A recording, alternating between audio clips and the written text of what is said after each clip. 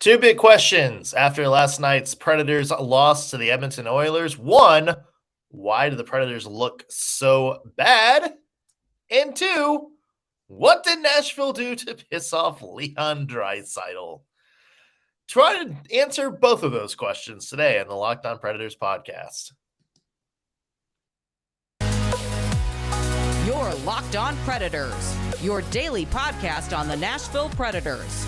Part of the Locked On Podcast Network, your team every day.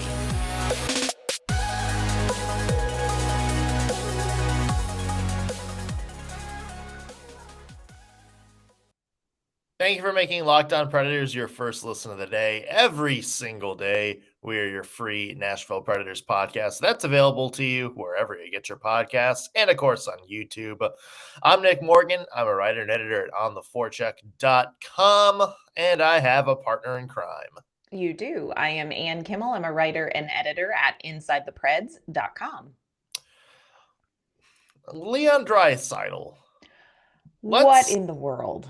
Let's talk about this. In his last 10 games versus the Nashville Predators, 20 goals, 10 more assists, 30 points versus the Nashville Predators in his last two games. Hey, you know what?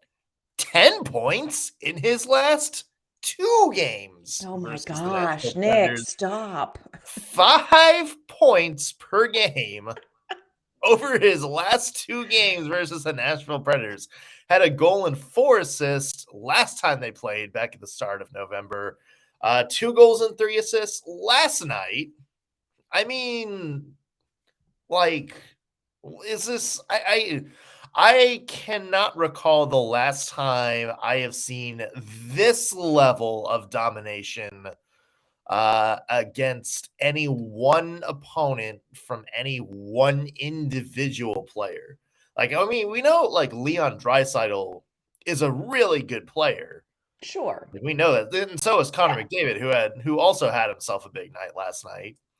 But it's just like it's becoming like a joke almost.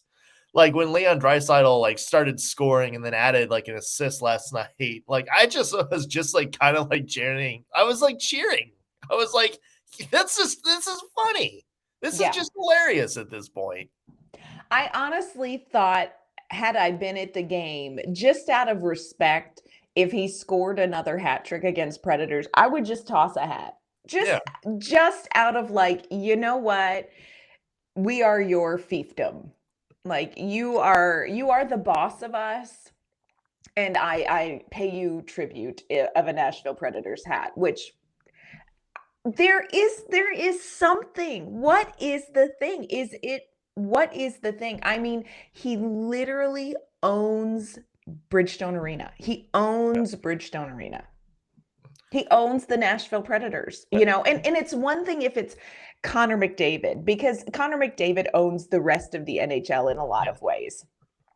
But Leon Draisaitl, there is a special sort of relationship, quote unquote, that exists between Draisaitl and the Nashville Predators, and the Nashville Predators need to get out of this relationship, and they sure didn't last night. No. I mean, it's crazy how easy it looked for him against the Nashville Predators. But it's wild because it's like, I mean, the Predators have played like Alex Ovechkin and, you know, Patrick Kane over the years and Sidney Crosby.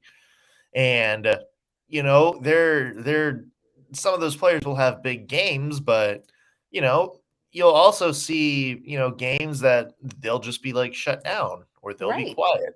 Yes. This is like consistently like that line, that McDavid Draisaitl line. And hey, Zach Hyman had a hat trick last night, so let's throw him in the mix. Yep. It's just it's crazy. It's just it looks like, you know, you go on the ice and it's like, yep, this is it. There's the goal coming right here. Yeah. And you're able to call it like almost every single time. You're like, yep, there it is. Yeah. Is it mental? is it mental on the part of the Nashville Predators, or is it mental on the part of Leon Draisaitl? Is he like, oh, hey, it's a little bit like a vacation, except I'm going to score a lot of goals and have a lot of fun when I do it? Like, what is this with Leon Draisaitl? Is it just luck? Because it doesn't feel like luck. 30 points does not feel like luck. Is it just their style of play too?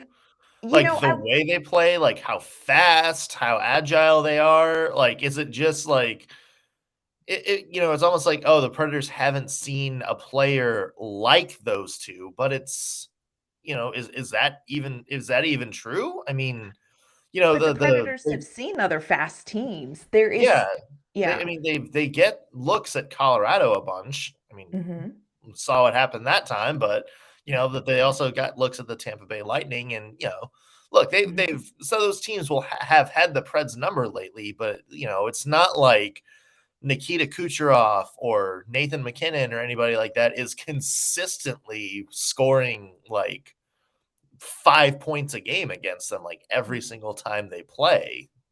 Well, and you wonder, there's a part of me that's like, is it that the Predators are so consumed with Connor McDavid that Leon Draisaitl just gets a free pass? But clearly it doesn't appear that way, because Connor McDavid also, had a really good game. And lots of other teams, when the Oilers are playing your team has to account for Connor McDavid. Every team has to account for Connor McDavid, because he is like no other. He really is like no other right now in the NHL. So why does Leon Draisaitl, why is it so outrageous with the Predators, not versus other teams? There is a thing, there is some sort of hockey voodoo. And I don't know if burning sage, I don't know if, kidnapping him at the airport. I'm not advocating that. That's illegal. But there has to be a way. Clarifying that that's illegal. Let me clarify, that is illegal. But there has to be some way for the Predators to break this Draisaitl curse, because it is, I mean, it's really funny. I mean, like, it is now a joke. I mean, like, it's lore in Nashville Predators land. Yeah, like I said, like, you can't admit this one is just not funny. Yeah. I mean, And they have 1 week to figure out how to break the curse. They have 1 week. We need to do a Ted Lasso, roll a trash can in, everybody from the Predators, bring in something that means the most to you, and let's burn it on the 50-yard line. Yeah, or just like get a bunch of like motor oil. Like go to AutoZone and take like a bunch of motor oil from, to represent the Edmonton Oilers, and just like set it free into the sea. That's also probably really harmful for the environment, so don't advocate that. Probably also illegal. Keep the top on. Like, keep the top on. Still probably gross. You know what? I just don't want to give up 5 points to one individual player for the 5th time. And no. Yeah. All right. Well, let's talk more about this game in a second. We, of course, got to recap our one word and a couple other highlights from the game, including are the Preds in trouble right now? And I think the answer to that is probably yes. But first, I want to mention today's show is brought to you by Bet Online. BetOnline.net, your number one source for sports betting info, stats, news, and analysis. You can get the latest odds and trends for every professional league out there, from pro football, college bowl season, to pro and college basketball, World Cup, and of course, everything you need to know with hockey.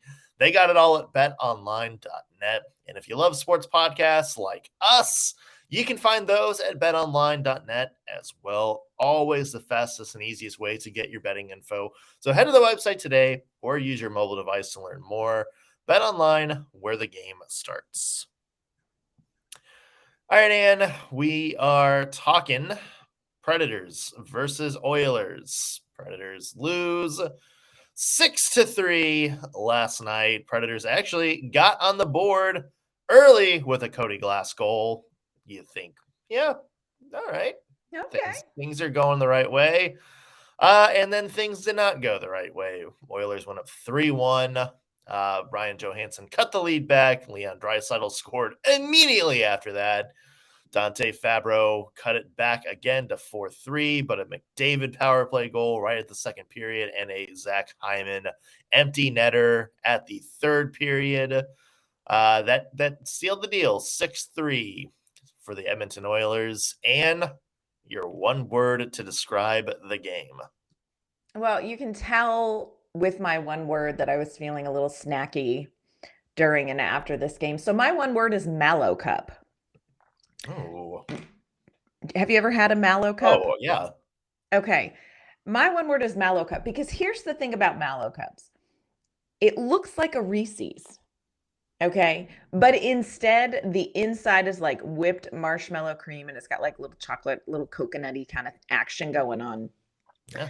And it's not that it's absolutely inedible, but the problem with the Mallow Cups is they look enough like the packaging looks just enough like a Reese's that if you're just not focused, you can walk through the checkout line and grab a Mallow Cup instead of a Reese's. And you end up, it's not inedible, but it's just not what you wanted. It's not a Reese's. And that's how this game felt to me. Like, I know everybody, feels like this game was a dumpster fire, and there were definitely some things that we're going to talk about coming up that were dumpster fire-ish. But it wasn't total trash. This game wasn't total trash, but this game also was not a Reese's peanut butter cup.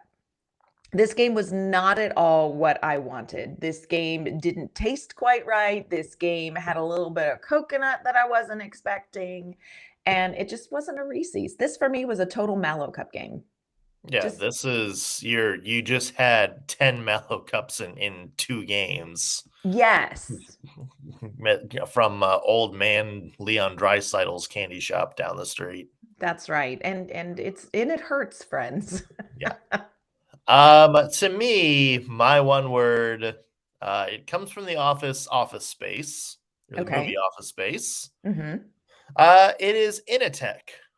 And if you don't know, if you've never seen Office Space, Initech is the company that the main character, Peter, works for that basically looks like your stereotypical awful 9-to-5 job. It is just everybody is walking around with like low energy. They got Bill Lumberg, the boss, played by the great Gary Cole, who's just walking around with a coffee mug going, yeah. That'll be great. It's just like the whole movie, like anybody that works there looks like so unmotivated, so tired, so sleepy, just looks like they cannot get ready to get through the day. Like they're just like there to like, watch the clock tick down and then bail.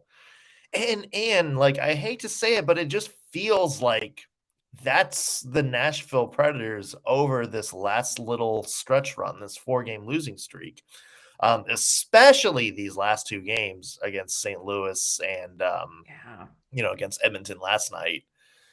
It's just they look off, and I can't quite put my finger on it. It's just they're not playing like with the same intensity that got them off to such a good start last night or last year. And I can't quite put my finger on it, but it's just like it feels like they just got an office job. Like it feels like, Philip Forsberg is gonna skate on the ice with a little like a blue dress shirt and a yellow tie and slacks or something like that. And is just gonna like kind of watch Leon Draisaitl in the corner as he's sipping his morning coffee and like kind of haphazardly like, I'll defend. Okay, he scored. Oh well. Like it's just so like I don't know. And what's your take on how they're playing right now? I think that's a really interesting analogy because I can see what you're talking about with some of the players. I will say I see some of the players playing better than that are putting in the work. Oh, but we'll talk about those players. Yeah, and we'll talk about those. There's some players to highlight. Yeah, the problem is, and what I agree that I'm seeing with you is it's almost like we know that the top players are not performing for Nashville right now. They have not been performing the way the Predators need them to. And, Matt Duchene and Philip Forsberg last year, just record-setting year. It was incredible. Obviously, it's going to be difficult to replicate that. And yet, not only have they not replicated that, it's not even just a statistical, abnormality where they're at. I mean, I feel like they are struggling. And I wonder almost if they are confused about the on ice product. Like, that's almost the vibe I get from some of these players, especially the top players. Are you confused about your role on the ice? Are you confused about what is happening with this team? And I don't mean that in a condescending way, like they don't know the sport, like they don't know what they're doing on the ice. Of course they do. But it's almost like, you would have games that the Nashville Predators would lose, and they could come out and they would be able to tell you very clearly, like, this isn't something that we didn't do. This is something that we didn't do. But, here's how we can fix it. And they would be frustrated by a game, but you could almost see the process of the reset mentally starting for them, even in the post game. You kind of felt like, okay, they're going to be frustrated about this loss, but then they're going to dig in. And it's almost like they've lost that second step. Like these last couple of games, they came off these amazing wins against the Devils and against the Islanders, but these last couple of games, it's like after St. Louis, it's like they almost don't know how to reset, and they look a little bit off on the ice. And I wish I had a better way to describe it than off. Well, it's like, like towards the end of the game, because you're talking about, they get frustrated and stuff at the end of the game. It looks like they're just starting games frustrated. Yeah. Almost. Yeah, Where it's just like, you can tell, like, some of those like early chances for the Predators, like it's just like, you could tell, Tanner Jeannot, didn't get a chance in the first period, and just his body language was just like, my man, you're gonna have like 10 more shifts this game. Like, chin up. Yeah. You're just seeing that from a lot of players. I mean, he did have another chance below it and then just pop a guy, leading to another Leon Draisaitl power play goal. That needs to change, but it's just like there's, you hate to speculate on anything that's happening in the locker room, like what the conversations are, what anybody's kind of mental state is at the moment. But it's just there's no belief right now. There's kind of no energy, and that's where like the Initech thing came from. It's just nobody really looks super motivated, and I imagine they're professional athletes. I would 100% imagine they are frustrated right now and would love to do anything to turn this around. Yes, but it's from the fan perspective, from our perspective, when we watch it on TV, when we see it in person, you're not seeing that textbook kind of Nashville Predators intensity where, like, even if you're getting, blasted, like giving up 40 shots and, you can only get 20 on it. You can see the hitting. You can see, how much they're pressing on the counter. On like an odd man rush or something, you see everybody heading towards the net. You see people diving, for pucks. Credit to Dante Fabbro last night. Almost made one of the best plays you've ever seen for the Nashville Predators. Incredible, yeah. Yeah. Didn't end out so great, but yeah, maybe of all time. And I don't say that lightly. If the puck stayed out, and it's unfortunate it didn't. But you see guys like that. But there's also, and it's funny because you go back to the Dan Highnote quote from a few days ago, the one that got Lindsay Rowley canceled by youths on Twitter. Yes. Where it's like, he's like saying, well, I kind of wish I had, a lot of guys that played like Cole Smith. Right. But you do, because like Cole Smith is trying, like he's out there, like motivated. You at least like notice him, during shifts when he's like, pressing a forecheck or rushing to the net or trying to, taking a hit from a defenseman so he can go into the corner to take a puck. Yes. Like, you don't see that from a lot of the players right now. So, I agree. Yeah. And I want to ask, I have a theory. Okay. And I want to test it on you and see what your thoughts are on this. And we're going to dive into that in just 1 second. But first, we want to thank you for making Locked On Predators your first listen of the day. For your second listen, go ahead and check out Locked On Sports Today. From the games that matter the most to the biggest stories in sports, you get to go beyond the scoreboard and behind the scenes with local experts and insights that only Locked On can provide. So check out Locked On Sports Today. It's available on this app, on YouTube, and wherever you get your podcasts. All right, so we're talking about players and seeing kind of this hard to quantify but observable energy, confidence factor. And you're mentioning Cole Smith. Cole Smith, I see what you're talking about. I saw it last night with Cody Glass. You saw it last night at times with Juuso Parssinen. Now, I know statistically maybe he didn't have his best game, but you see people with 100% pursuit of the game. Doesn't mean that they're, necessarily scoring all these goals, but at least they are 100% in the game. One of the things that John Hynes is known for, and I know John Hynes is under a lot of fire, and I'm not adding fuel to that, but John Hynes is very upfront about you earn your playing time. And we saw that very clearly last night. Ryan Johansson was was shifted around in the lineup because, and I think it wasn't explicitly said, but in the game before this, 3 penalties against St. Louis and just kind of dumb penalties. So John Hynes holds these players accountable, and John Hynes really has very little regard for your cap hit. He has very little regard for the name on your back of the jersey. If you are not playing well, he tends to address that. And I wonder if that is causing some of these players, not causing it, but how does that affect these players? Are they playing more hesitant? Like, I look at Matt Duchene and I think, is Matt Duchene playing more tentative? Yeah. And if so, why? We're also not sure that why did Matt Duchene miss, a big portion of the game last night?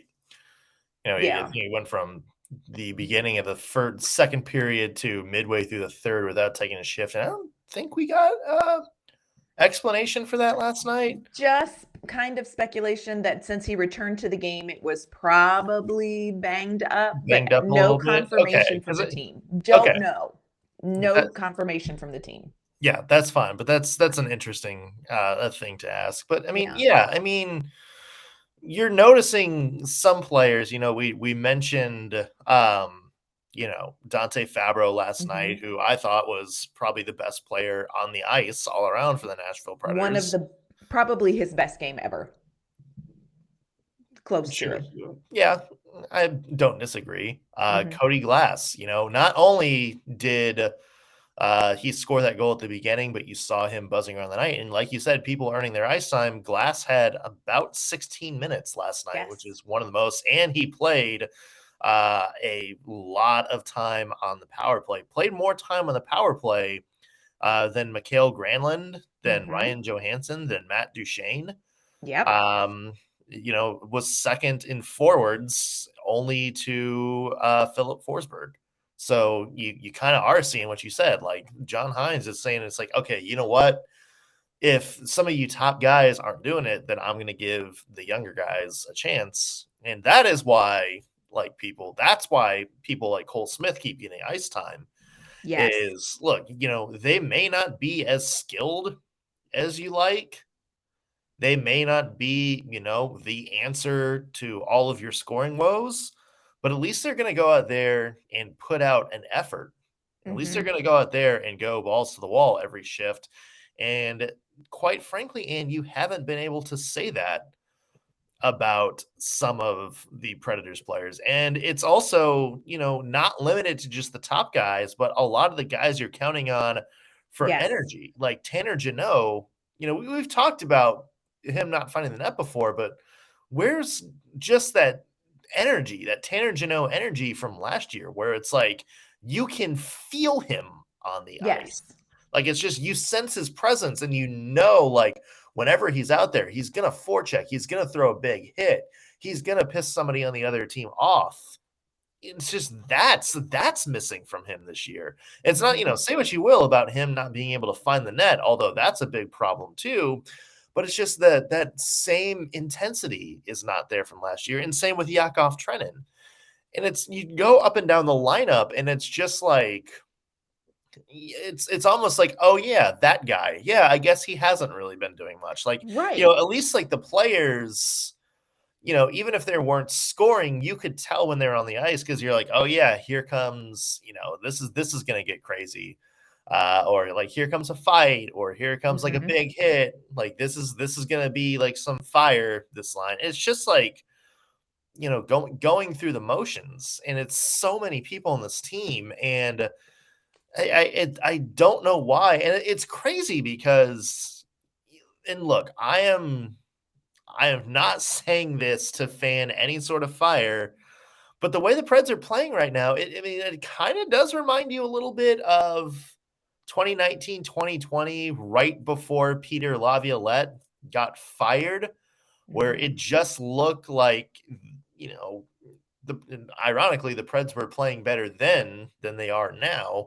But it just looked like, there was something missing from the team. There was some belief missing. There was some energy not there. And it just kind of looked like going through the motions, sleepy hockey. And it kind of seems like that is now. And look, like, if we need to change the coach, we need to change the coach. But the bigger concern is that would be the second time with this core group of players that you've had to do that.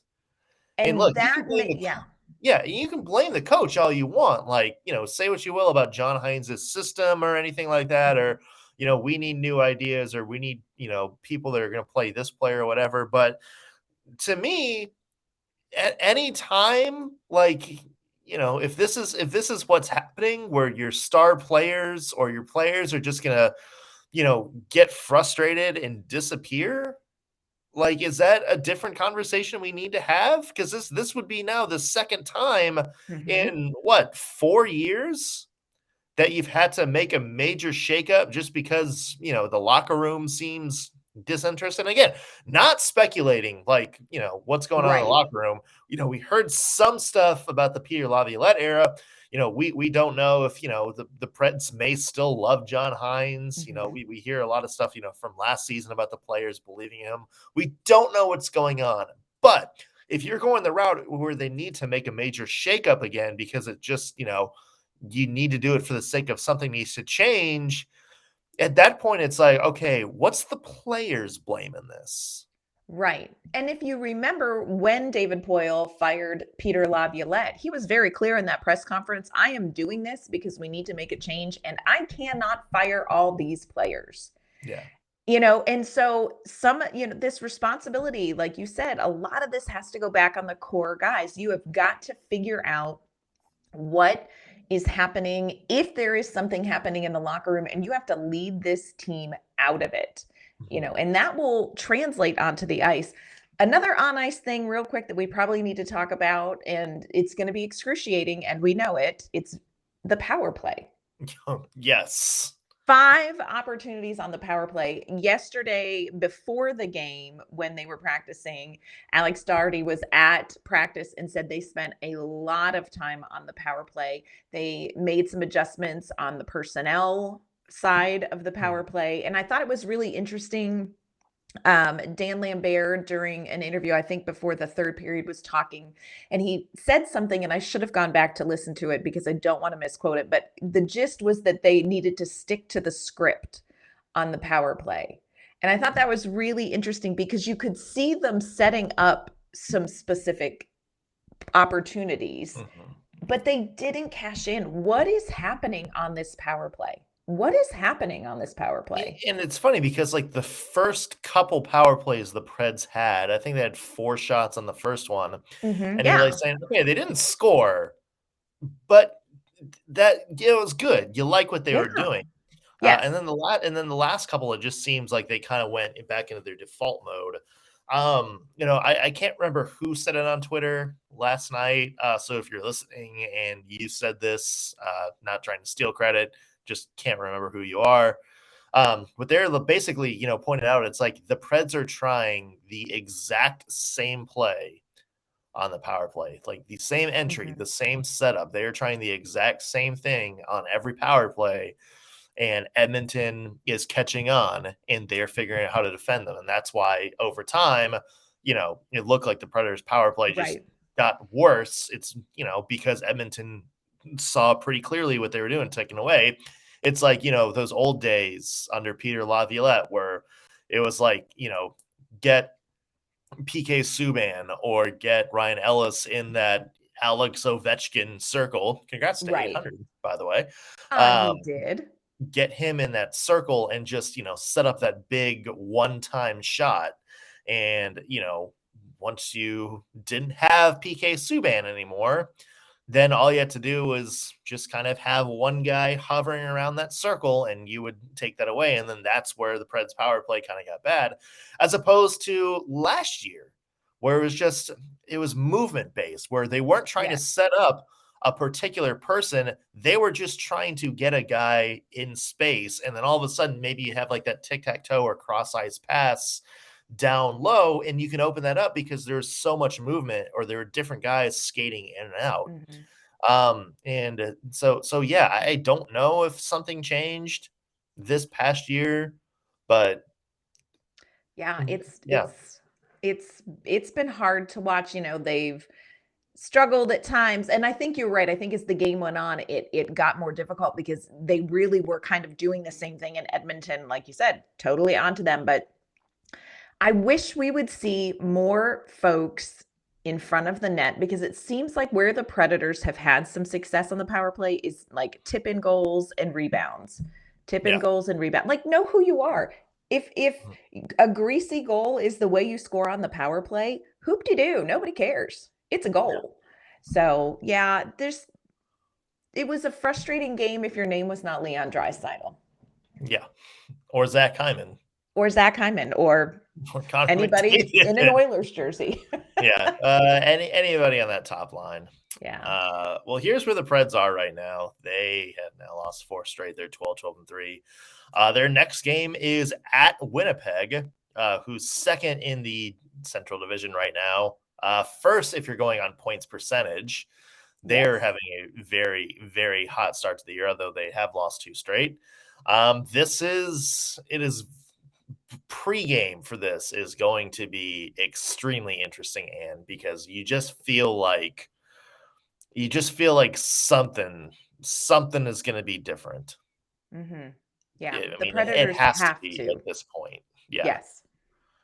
Well, It feels like a must win. It feels like you must turn this around. You must turn this around. We're getting into the deep weeds. So we'll see what happens before the game. Of course, we will be here tomorrow to pregame it. If we hear anything from practice today, we'll let you know tomorrow and talk about it on tomorrow's Locked On Predators podcast. And where can the people find your work? You can find my work at InsideThePreds.com, and you can find me on Twitter at AnnK_Mama on Ice. You can find me at _NS Morgan on Twitter, or read my work at ontheforecheck.com. However you're listening to this, whether you're listening on your favorite podcasting platform or you're watching us on YouTube, be sure to subscribe, leave a comment, give us a rating. That really helps us out. And as always, you can interact with us on Twitter at LO_Predators. Let us know what you think of the team right now, last night's game, and whether you're responsible for pissing Leon Draisaitl off enough that he now treats Nashville like his personal MMA punching bag. That's going to do it for us on today's Locked On Predators podcast. Thank you for making us your first listen of the day. We'll be back tomorrow with an all-new episode. We'll see you then.